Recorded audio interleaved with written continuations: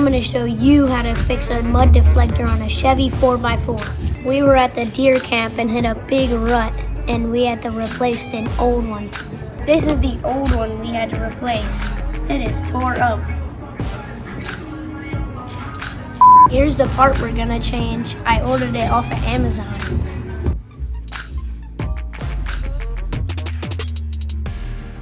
It's an easy fix. All you need is a 15mm socket.